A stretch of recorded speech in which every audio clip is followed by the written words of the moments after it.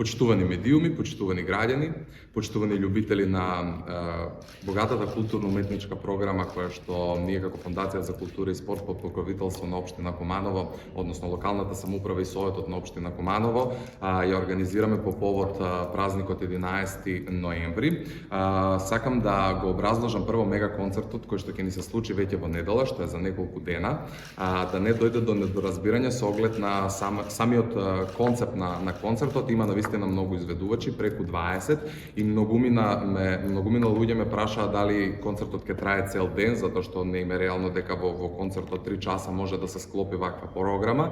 Некако што пишува и на самиот плакат, концертот ќе започне во 20 часот на градскиот плоштад. Ќе се потрудиме да бидеме точни, за да не траеме до раните утрински часови. Планот е да завршиме накај 23:30 часот, што значи дека сите 20 изведувачи со нивните најголеми хитови ќе и се представат на кумановската јавност, односно на сите љубители на македонската музика. Ова е вистински пример за тоа како се поддржува македонска музика и како се поддржуваат македонски изведувачи.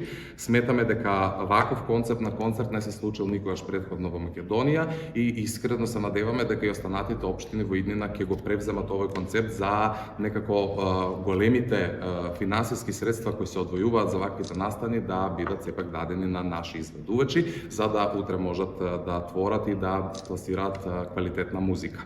Идејата е дека концертот ќе се подели во 4 блока, со тоа што првиот блок секако ќе го отворат локални изведувачи, истакнати музички имиња, но и нови, млади, амбициозни музичари, кои што ќе настапат пред кумановската јавност, символично, како нели што веќе реков, локални уметници.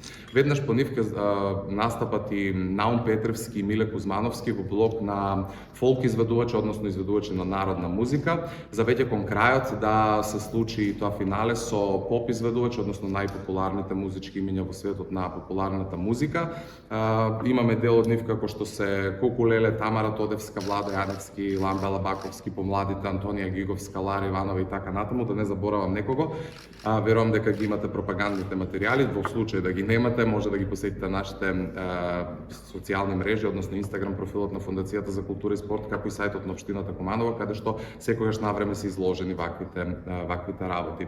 На крајот ќе завршиме со изведувачи кои некако големо внимание привлекоа изминатите години кога гостувале во нашите градови, во нашиот град поточно. Станува збор за Пајак, Сладкаристика, Два Бона и ДНК. Ќе имаме еден бенд, во случајот Физ бенд, кој ќе ги следи апсолутно сите изведувачи кои ќе пеат во живо, и еден диџеј кој ќе ги следи сите оние кои настапуваат на матрица.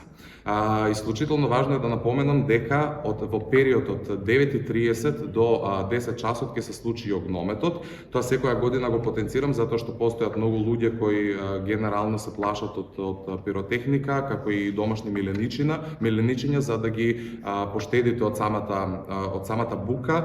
Идеално е да ги дистанцирате додека се случува. Не би го знал точното време, меѓутоа во тие половина час би требало да се случи и огнометот по говор на градоначалникот кој секако ќе им се обрати на сите граѓани.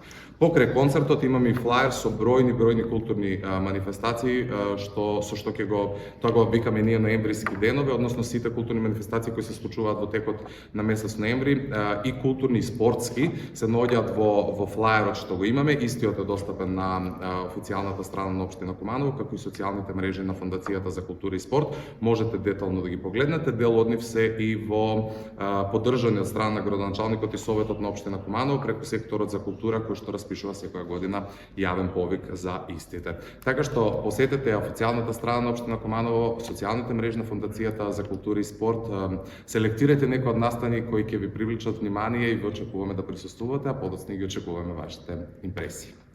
Како што потенцира директорот на Фондацијата за култура и спорт, Марио, денот на град не е само и од културниот аспект, туку и од спортскиот аспект, кој веќе потнува на 8 со уличната трка. Имаме многу спортски манифестации, почнувајќи од шах, тенис, пинг-понг, кошарка, фудбал и многу други спортски манифестации, така да мислам дека оваа година, тоа е 105 години од основање на град Куманово, е една од најголемите спортски и културни манифестации во нашиот град.